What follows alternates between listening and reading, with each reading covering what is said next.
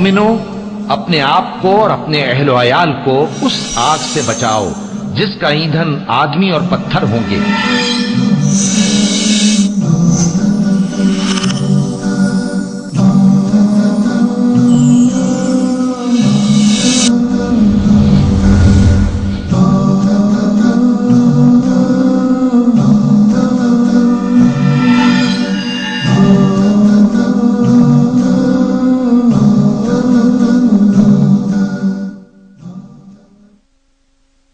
الحمد لله نحمده ونستعينه ونستغفره ونعوذ بالله من شرور أنفسنا وسيئات أعمالنا، من يهده الله فلا مضل له ومن يضلل فلا هادي له، وأشهد أن لا إله إلا الله وحده لا شريك له، وأشهد أن محمدا عبده ورسوله.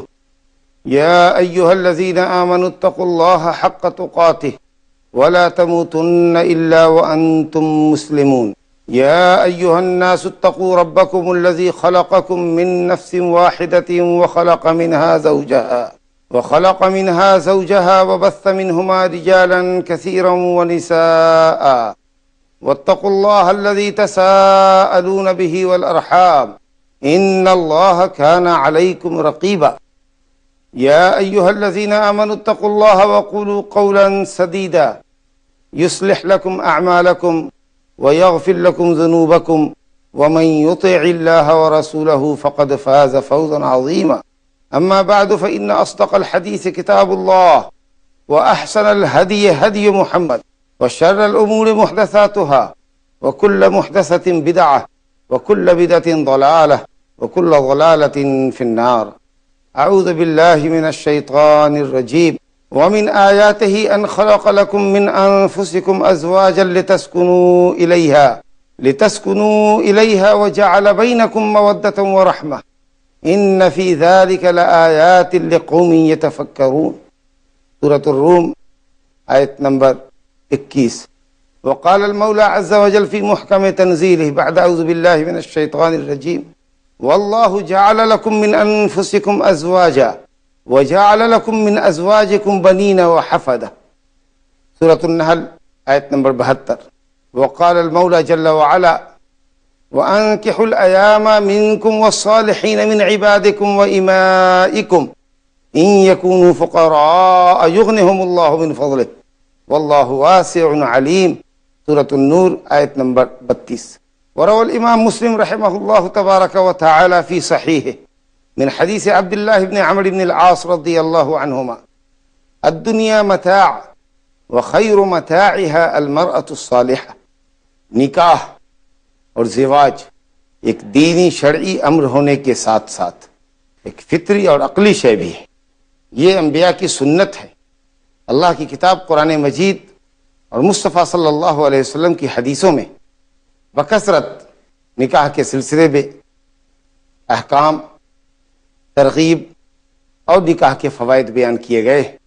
اس حیثیت سے یہ ایک دینی اور شرعی امر ہے کہ اللہ اور اس کے رسول نے نکاح کرنے کا حکم فرمایا ہے، اور جائز طریقے سے خواہش نفس کی تکمیل کرنا، اپنی اور اپنی بیوی کی عزت و عصمت کی حفاظت کی خاطر اور اولاد کی چاہت رکھنا، یہ اس عمل کو عبادت بنا دیتا ہے، اور انسان وطی اور ہم بستری پر عند اللہ ثواب کا مستحق ہوتا ہے۔ جو آیات ابھی تلاوت کی گئی ہیں سورہ روم آیت نمبر 21 میں اللہ رب العالمین نے شادی کو اپنی نعمتوں میں سے ایک عظیم نعمت گردانا ہے۔ اللہ سبحانہ وتعالیٰ ارشاد فرماتا ہے: وَمِنْ آيَاتِهِ أَنْ خَلَقَ لَكُم مِّنْ أَنفُسِكُمْ أَزْوَاجًا لِتَسْكُنُوا إِلَيْهَا۔ اللہ کی نشانیوں میں سے، اللہ کی عظیم نعمتوں میں سے ایک نعمت یہ ہے کہ اس نے تم مردوں کے لیے تمہاری جنس سے، یعنی جنس بشر سے، جنس انسان سے اس نے تمہارا جوڑا پیدا کیا، تمہاری بیوی پیدا کی، تاکہ تم اس سے سکون قلب حاصل کرو۔ وَجَعَلَ بَيْنَكُمْ مَوَدَّةً وَرَحْمَةً، اور میاں بیوی کے درمیان، تم دونوں میاں بیوی کے درمیان اللہ تعالیٰ نے مودت، محبت، الفت رکھی، ایسی الفت جو شاید دنیا میں کسی اور ذریعے سے حاصل نہیں کی جا سکتی۔ سورۃ النحل، جس کو سورۃ النعم بھی کہا جاتا ہے، بکثرت نعمتوں کا اللہ سبحانہ تعالیٰ نے سورہ نحل میں ذکر فرمایا ہے۔ اللہ کی عظیم نعمتوں میں سے ایک عظیم نعمت کا ذکر کرتے ہوئے اللہ ارشاد فرماتا ہے: واللہ جعل لکم من انفسکم ازواجا، یہ اللہ کی نعمت ہی تو ہے کہ اس نے تمہاری ہی جن سے تمہارا جوڑا پیدا کیا، اور پھر بیوی سے اللہ نے تمہیں بیٹے عطا کیے، بیٹوں سے پوتے عطا کیے، اس طریقے سے تمہاری نسلوں کو چلایا۔ سورہ نور کی آیت نمبر 32 میں اللہ رب العالمین نکاح کے فضائل اور فوائد بیان کرتا ہے، وَأَنكِحُوا الْأَيَامَ مِنكُمْ، جو تم میں کے غیر شادی شدہ لوگ ہیں، ایسا مرد جس کی بیوی نہ ہو یا ایسی عورت جس کے پاس شوہر نہ ہو، شوہر کا انتقال ہو گیا ہو یا وہ طلاق یافتہ ہو کر گھر میں ہو، تو ایسے لوگوں کی شادی کراؤ۔ کوئی مرد بغیر بیوی کے، کوئی عورت بغیر شوہر کے نہ رہے، یہاں تک کہ جو تمہارے غلام ہیں، لونڈیاں ہیں، ان کی بھی شادی کراؤ۔ ان یکونوا فقراء یغنہم اللہ من فضلہ، شادی کرنے والے یہ لوگ اگر فقیر اور محتاج ہوں گے تو اللہ رب العالمین شادی کی برکت سے انہیں مالدار کر دے گا۔ واللہ واسع علیم، اللہ بہت کشادہ فضل کرنے والا ہے اور سب کی نیتوں کو جاننے والا ہے، تمام چیزوں کا جاننے والا ہے، تمام چیزوں سے باخبر۔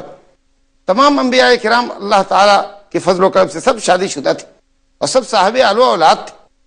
اللہ تعالیٰ سورہ رعد آیت نمبر 38 میں فرماتے وَلَقَدْ أَرْسَلْنَا رُسُلًا مِّن قَبْلِكَ وَجَعَلْنَا لَهُمْ أَزْوَاجًا وَذُرِّيَّةً، اے نبی ہم نے آپ سے پہلے 72 رسول بھیجے اور سب کو بیویاں دی اور بچے عطا کیے۔ اللہ رب العالمین کے برگزیدہ اور آخری رسول و خلیل جناب محمد رسول اللہ صلی اللہ علیہ وسلم نے شادیاں کی، اور پوری زندگی میں آپ نے 11 شادیاں کی۔ 9 بیویوں سے آپ دنیا سے رخصت ہوئے، 9 بیویوں کو چھوڑ کر دنیا سے رخصت ہوئے۔ یہ انبیاء کی سنت ہے اور اس کے اوپر اجر و ثواب بھی ہے۔ کچھ لوگ آئے تھے محمد صلی اللہ علیہ وسلم کے پاس، آپ کی ازواج مطہرات سے آپ کی عبادت کا حال دریافت کیا۔ حضرت انس بن مالک رضی اللہ عنہ سے روایت ہے، تو انہوں نے محمد صلی اللہ علیہ وسلم کی عبادت کو کچھ کم جانا اور یہ سمجھ کر کہ آپ کے اگلے اور پچھلے گناہ اللہ نے معاف کیے ہیں، اس لیے آپ کے لیے تو آپ کی عبادت کافی ہوگی، ہم لوگوں کو کچھ زیادہ عبادت کرنا چاہیے۔ یہ زیادہ عبادت کا شوق سنت کے خلاف، نبی صلی اللہ علیہ وسلم کے طریقے کے خلاف، یہ شوق غلط ہے اور بدعت ہے۔ عبادت کے اندر جد و اجتہاد بھی اگر خلاف سنت ہو تو وہ مردود ہے، غلط ہے۔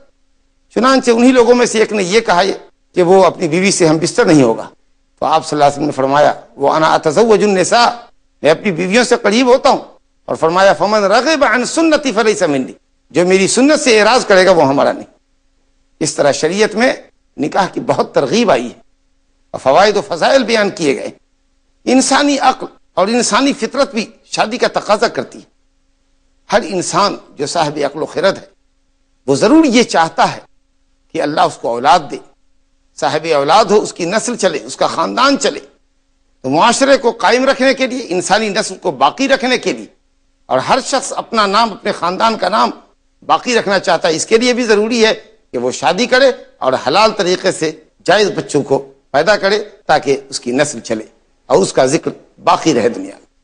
اور اگر ماشاءاللہ اولاد اللہ نے سے نیک مانگی ہے اور دینی تعلیم اور تربیت سے، اچھے اخلاق و آداب سے آراستہ و پیراستہ کیا ہے، تو یہ بچے زندگی میں بھی اور مرنے کے بعد بھی والدین کے لیے فائدہ مند ہے۔ مسلم شریف میں ابو ہریرہ رضی اللہ عنہ کی حدیث ہے اذا مات الانسان انقطع عنہ عملہ الا من ثلاث، انسان جب مرتا ہے تو عمل کا دروازہ بند ہو جاتا ہے، لیکن کچھ عملوں کا ثواب برابر جاری رہتا ہے۔ ان عملوں میں سے یہاں 3 عمل کا ذکر آیا، اور ان 3 عملوں میں سے جن کا ثواب مرنے کے بعد بھی انسان کو ملتا رہتا ہے، اس میں ایک عمل یہ بھی ہے ولد صالح یدعو لہ، نیک اولاد جو ماں باپ کے حق میں دعا کرے۔ نکاح کے کچھ شرطیں ہیں، اور شرطوں میں سے ایک اہم شرط یہ ہے کہ زوجین کی رضامندی ہو۔ لڑکے اور لڑکی کی رضامندی کے بغیر شادی نہیں ہو سکتی۔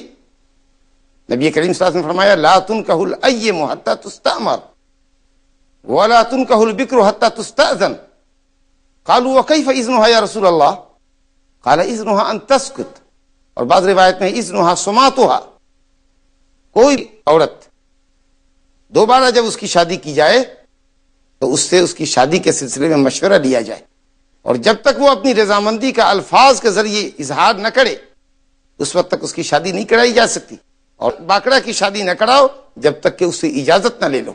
صحابہ کرام نے پوچھا رسول اللہ اجازت کیسے دی جاتی، یا باقرہ سے کیسے اجازت لیں؟ تو آپ نے فرمایا کہ شادی کی خبر دو اس کو، رشتہ بتاؤ، کس لڑکے سے، کہاں کے لڑکے سے، کیا شادی ہو رہی ہے۔ اگر وہ خاموش رہتی ہے، چپ رہتی ہے، تو یہی اس کی رضامندی ہے۔ تو زوجین کی رضامندی شادی کے لیے نہایت ضروری ہے۔ ولی بھی شرط ہے نکاح کے اندر، نبی صلی اللہ علیہ وسلم نے فرمایا لا نکاح الا بولی، لیکن ولی کو خاص سیبہ ہو لڑکی یا باکرہ بالغہ اجبار کا حق حاصل نہیں ہے۔ اور اگر کوئی کم سنی میں بچی کی شادی کر دے اور بچی بالغ ہو کر اپنے رشتے پر مطلع ہو اور وہ پسند نہیں کرتی، وہ رخصت ہو کر شوہر کے گھر جانا نہیں چاہتی، تو اسلام نے اس کو اختیار بھی دیا ہے، چاہے تو وہ اپنے والدین کے یا والد کے یا ولی کے تصرف کو باقی رکھے، چاہے تو نکاح کو توڑوا دے۔ اور بھی دوسری شرطیں ہیں، گواہی وغیرہ ہے، 2 عادل ثقہ گواہ کی موجودگی میں شادی ہونی چاہیے۔ پھر شادی کے سلسلے میں ابتدائی اور اہم مرحلہ زوجین کی انتخاب کا ہوتا ہے۔ اس سلسلے کے اندر بھی شریعت نے ہماری رہنمائی فرمائی۔ ابھی آپ نے سورہ روم کی آیت کے حوالے سے سنا کہ اللہ رب العالمین نے شادی کو سکون قلب کا ذریعہ بنایا، اور زوجین کے درمیان اللہ نے شادی کے ذریعے محبت اور مودت کا مضبوط رشتہ اور بندھن باندھا ہے۔ تو ضروری ہے کہ میاں بیوی کے انتخاب میں، زوجین کے انتخاب میں بھی کچھ ضوابط کی پابندی کی جائے، جو ضوابط شرعیہ ہیں۔ نبی کریم صلی اللہ علیہ وسلم نے فرمایا تنکح المرأة لأربع لمالها ولجمالها ولحسبها ولدینها فاظفر بذات الدین تربت یدا۔ کسی بھی عورت سے شادی اس کے حسن و جمال کی وجہ سے کی جاتی ہے، مال و منال کی وجہ سے کی جاتی ہے، خاندانی شرافت کی بنیاد پہ کی جاتی ہے، اور دینداری کی وجہ سے کی جاتی ہے۔ یہ 4 خوبیاں عورتوں کے اندر مطلوب ہوتی ہیں شادی کے لیے، لیکن ان 4 خوبیوں میں بھی سب سے اہم خوبی، اولین خوبی جس کی تلاش مردوں کو چاہیے اور جس کے لیے انسان کو حد درجہ کوشش کرنی چاہیے کہ وہ خوبی ضرور پائی جائے، وہ ہے دینداری۔ دیندار عورت، با اخلاق عورت سے شادی کرنے کی حد درجہ کوشش کرنی چاہیے اور اس کی تلاش میں پوری جد و جہد صرف کرنی چاہیے۔ دین اور اخلاق کے ساتھ ساتھ اگر عورت حسین و جمیل ہے، صحت مند ہے، خوبرو ہے، شیریں کلام ہے، تو بہت اچھی بات ہے، کیونکہ مودت اور محبت کے رشتے کو قائم رکھنے اور بڑھانے میں عورت کے حسن و جمال، اس کی خوشکن اداؤں اور اس کی شیریں کلامی کو بھی بڑا دخل ہوتا ہے۔ تو الحمدللہ جسمانی ساخت، حسن و جمال کے ساتھ ساتھ یا دین اور اخلاق کے ساتھ ساتھ اگر یہ چیزیں بھی جو ثانوی درجے میں ہیں اگر حاصل ہو جاتی ہیں تو بہت اچھی بات ہے، لیکن اگر سب کچھ ہو دینداری نہ ہو تو غلط بات ہوگی۔ بنیادی طور پر جو صفت دیکھنی چاہیے عورت میں، تلاشنی چاہیے، وہ اس کی دینداری اور اخلاق مندی ہے۔ اور لڑکی والوں کو بھی چاہیے کہ اپنی لڑکی کے لیے، اپنی زیر ولایت پلنے والی لڑکی کے لیے جو رشتہ تلاش ہے وہ بھی دیندار ہو، لڑکا بھی دیندار ہو، اور جب دیندار کا رشتہ آئے تو اس کو قبول کرنا چاہیے۔ اگر اسی کے ساتھ ساتھ وہ خوبرو بھی ہے، صحت مند بھی ہے، خوشحال بھی ہے، خوشحال گھرانے کا بچہ ہے، تو الحمدللہ کیا کہنے۔ ورنہ دینداری اور اخلاق مندی کو ترجیح دینی چاہیے۔ محمد صلی اللہ علیہ وسلم کی حدیث ترمذی شریف میں بسند حسن آئی ہے، حضرت ابو ہریرہ رضی اللہ عنہ سے روایت ہے، آپ صلی اللہ علیہ وسلم نے فرمایا اذا خطب احدکم من ترضون دینہ وخلقہ فزوجوا الا تفعلوه تکن فتنة فی الارض وفساد عریض۔ اگر تمہاری لڑکی کا رشتہ کسی دیندار اخلاق مند لڑکی کی جانب سے آئے تو اپنی بیٹی، اپنی بہن، اپنی زیر ولایت لڑکی جس کے تم ولی ہو اس کی شادی کر دو، اس کو بیاہ دو اس دیندار لڑکے سے۔ اگر ایسا نہیں کرتے، دین کو اہمیت نہیں دیتے، دین اور اخلاق کی بنیاد پر شادی نہیں کرتے، مال و دولت کے حریص ہو، اونچا اسٹیٹس چاہتے ہو، دینداری تمہارے مطمع نظر نہیں ہے، تو اللہ کے نبی نے فرمایا تو دیکھنا اس کا انجام اچھا نہ ہوگا، یہ شادی خیر پر منتج نہ ہوگی۔ تکن فتنة فی الارض وفساد عریض، زمین میں فتنہ پھیلے گا، وسیع و عریض فساد برپا ہوگا۔ اگر چاہتے ہو کہ زوجیت قائم رہے، خوشگوار زندگی رہے، تو مرد کو بھی چاہیے کہ دیندار لڑکی تلاشے، اور لڑکی والوں کو بھی چاہیے کہ اپنی لڑکی کے لیے دیندار اور اخلاق مند لڑکے کو تلاشے۔ اس کے ساتھ اگر حسن و جمال، صحت، مال و دولت، خاندانی شرافت ملتی ہے، نور علی نور۔ شادی کے سلسلے میں جو بنیادی باتیں ہیں ان میں ایک چیز یہ ہے کہ مہر بھی ہونی چاہیے۔ مہر سے عورت ہمارے لیے حلال ہوتی ہے۔ اللہ تعالیٰ نے محرمات ابدیہ کا ذکر کرنے کے بعد اللہ نے فرمایا کہ ان مذکورہ محرمات عورتوں کے علاوہ جن کا ذکر سورہ نساء کے اندر 4 سپارے کی آخری آیت میں حرمت علیکم امہاتکم والی آیت کے اندر ہے، اس کے بعد اللہ تعالیٰ نے فرمایا کہ محرمات کے علاوہ جو عورتیں ہیں وہ تمہارے لیے حلال ہے۔ وَأُحِلَّ لَكُمْ مَا وَرَاءَ ذَلِكُم مِّنَ النِّسَاءِ أَن تَبْتَغُوا بِأَمْوَالِكُم۔ مال دو، مہر دو، مہر کی وجہ سے عورت حلال ہوتی۔ مہر کا ذکر مجلس میں ہو یا پھر اگر ذکر نہیں ہوتا ہے تو مہر دینا ہے، اس کو مہر بسر کہتے ہیں۔ خاندان کی دوسری عورتوں کے برابر جو حسن میں، علم میں اس لڑکی کی مساوی ہوں، اس طرح کی لڑکیوں کے برابر مہر دی جائے گی. لیکن مہر کا انکار کر کے اگر کوئی مرد یا عورت شادی کرنا چاہے کہ چلو میں نے اپنے نفس کا ہبہ کیا تمہیں بغیر کسی مہر کے میں راضی ہوں، اور مرد بھی بغیر مہر کے شادی کر لے، تو یہ شادی جائز نہیں ہوگی. مہر ضروری ہے، ہاں مہر مقرر کر لی جائے، پھر لڑکی لے کر اس کو واپس کر دے یا بغیر لیے ہوئے خوش دلی سے معاف کر دے تو اور بات ہے، لیکن مہر کا انکار درست نہیں ہے. اور مہر کی ادائیگی میں بھی جلدی کرنی چاہیے. کچھ لوگ نام و نمود کے لیے مہر اونچی رکھتے ہیں، شاید یا تو دینے کا ارادہ نہیں ہوتا یا ٹال مٹول کرتے ہیں. مہر کے ذریعے عورت حلال ہوتی ہے، نقد مہر دینی چاہیے، یہ افضل ہے. اور نہیں اگر ادھار رکھتے ہیں تو ادھار کی بھی مدت مقرر ہونی چاہیے. سب سے تاکیدی قرض جو مرد کو اپنے ذمہ سمجھنا چاہیے وہ اس کی بیوی کا مہر ہے، جس کے ذریعے اس کی عورت حلال ہوتی ہے. اس میں ٹال مٹول نہیں کرنا چاہیے اور خوش دلی سے دینا چاہیے. وَآتُوا النِّسَاءَ صَدُقَاتِهِنَّ نِحْلَةً، خوش دلی سے بطیب خاطر عورتوں کو ان کے مہر ادا کرو. نبی کریم صلی اللہ علیہ وسلم کی ایک حدیث میں نے آغاز کلام میں پڑھی تھی صحیح مسلم کے حوالے سے، جس کے راوی حضرت عبداللہ بن عمرو بن عاص رضی اللہ عنہ ہیں. نبی کریم صلی اللہ علیہ وسلم نے فرمایا دنیا متاع، دنیا ایک پونجی ہے، دنیا کی ہر چیز پونجی ہے. وخیر متاعها المرأة الصالحة، لیکن سب سے بہترین پونجی ایک نیک بیوی. دنیا کی سب سے قیمتی پونجی جس کو حاصل کرنے کی فکر کرنی چاہیے، جد و جہد کرنی چاہیے، وہ نیک بیوی. اور اس کی صفات قرآن مجید کی آیات میں بیان کی گئی ہیں. سورہ نساء کی مشہور آیت الرجال قوامون علی النساء بما فضل اللہ بعضهم علی بعض وبما انفقوا من اموالهم فالصالحات قانتات حافظات للغیب بما حفظ اللہ. نیک عورتیں وہ ہیں جو اللہ کی مطیع و فرما بردار ہیں، شوہر کی خدمت گزار ہیں، اور شوہر کے غائبانے میں اپنی عزت و آبرو کی، شوہر کے مال کی، شوہر کی اولاد کی حفاظت کرنے والی، اور امور خانہ داری کو بحسن و خوبی انجام دینے والی. تو دینداری اور دین پسند اخلاق مند عورت دنیا کی سب سے بہترین پونجی قرار دی گئی. نبی کریم صلی اللہ علیہ وسلم نے مطلوبہ صفات کا ذکر کرتے ہوئے جو شادی کے لیے مطلوب ہیں مردوں سے خطاب کیا کہ تلاش کر ایسی عورت سے شادی کرو جو زیادہ بچہ جننے والی ہو. اور یہ خاندان کی دوسری عورتوں کو دیکھ کر معلوم کیا جا سکتا ہے. نبی کریم صلی اللہ علیہ وسلم نے فرمایا بہت زیادہ محبت کرنے والی اور بہت زیادہ بچہ دینے والی عورت سے شادی کرو. فَإِنِّي مُكَاثِرٌ بِكُمُ الْأُمَمَ يَوْمَ الْقِيَامَةِ، میں تمہاری کثرت تعداد پر قیامت کے دن اپنی کثرت کا اظہار کروں گا. یعنی دیگر انبیاء سابقین کی امتوں کے مقابلے میں اپنی امت کی کثرت تعداد کا اظہار کروں گا. تو یہ بھی شریعت کے اندر مطلوب ہے کہ آدمی ایسی عورت تلاشے جو زیادہ بچہ دینے والی ہو. شادی کے بہت سے فوائد ہیں. شادی کے فوائد کا ذکر کرتے ہوئے خود اللہ رب العالمین نے قرآن مجید میں ایک سے زیادہ مقام پر فرمایا محسنین غیر مصافحین، محسنات غیر مصافحات ولا متخذات اخدان. شادی کا فائدہ یہ ہے کہ آدمی کی عزت و عصمت کی حفاظت ہو، بدکاری اور زناکاری سے انسان بچے. چنانچہ محمد صلی اللہ علیہ وسلم نے جوانوں کو خطاب کرتے ہوئے فرمایا یا معشر الشباب، اے جوانوں کی جماعت، من استطاع منکم الباءۃ فلیتزوج فإنه اغض للبصر واحسن للفرج ومن لم يستطع فعليه بالصوم فإنه له وجاء متفق علیہ من حدیث عبداللہ ابن مسعود رضی اللہ عنہ. جو تم میں کا شادی کی طاقت رکھے. اب اس میں قوت مردانگی بھی داخل ہے اور نان نفقی کی بھی طاقت داخل ہے. آدمی کے اندر رجولیت بھی ہو اور بیوی کا نان نفقہ بھی ادا کر سکتا ہو، اس کی مہر ادا کر سکتا ہو. تو جو تم میں کا شادی کی طاقت رکھے فلیتزوج، وہ شادی کر لے. بعض علماء نے کہا کہ امر وجوب کے لیے ہے اور بعض نے کہا امر کا صیغہ ندب اور استحباب کے لیے. لیکن معتدل قول جو جمہور علماء کا ہے وہ یہ کہ جب انسان پر شہوت غالب ہو، اس قدر شہوت غالب ہو کہ اگر وہ شادی نہیں کرتا ہے تو بدکاری میں واقع ہوگا، زنا کا ارتکاب کر لے گا، تو ایسے شہوت والے انسان کے لیے شادی واجب ہے. اور اگر شہوت غالب نہ ہو یا اپنی شہوت سے کبھی مغلوب نہ ہوتا ہو تو اس کے حق میں شادی بہت سے فوائد اور بصالے کی بنیاد پر مستحب.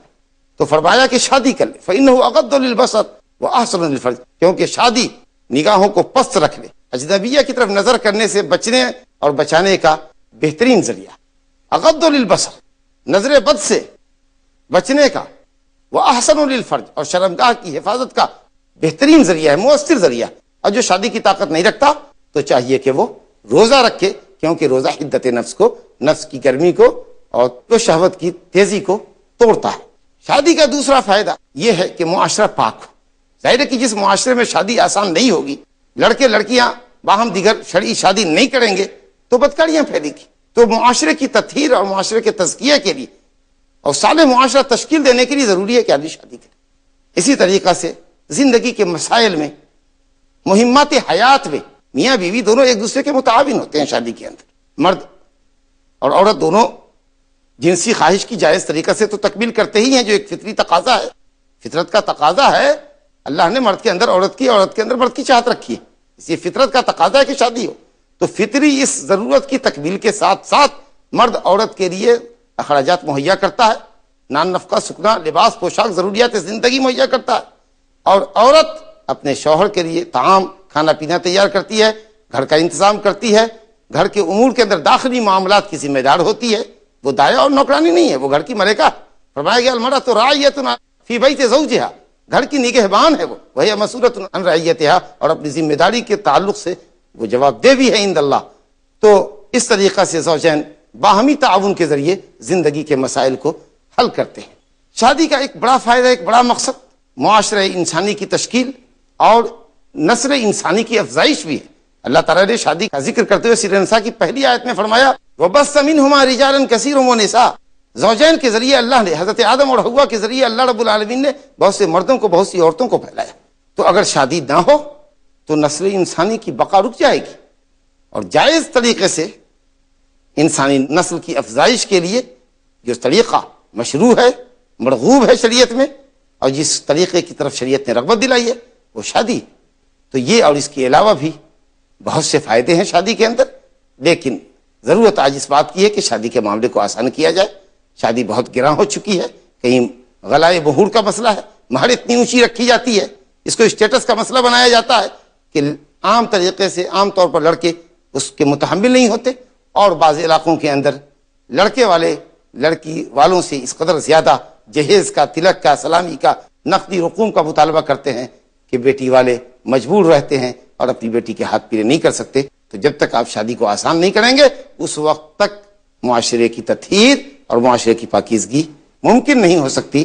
شادی کو آسان بنائیے. نبی کریم صلی اللہ علیہ وسلم نے فرمایا اعظم النکاح، یا فرمایا اعظم النساء برکتاً، سب سے برکت والی عورت وہ ہے، سب سے برکت والا نکاح وہ ہے جس کے اندر خرچ کم آئے. اللہ رب العالمین سے دعا ہے کہ وہ شادی کو سنت کے مطابق سادگی اور آسانی کے ساتھ انجام دینے کی ہمیں اور آپ کو توفیق عطا فرمائے، اور شادی کے دور رس اثرات اور فوائد سے ہم سب کو متمتع اور مستفید فرمائے.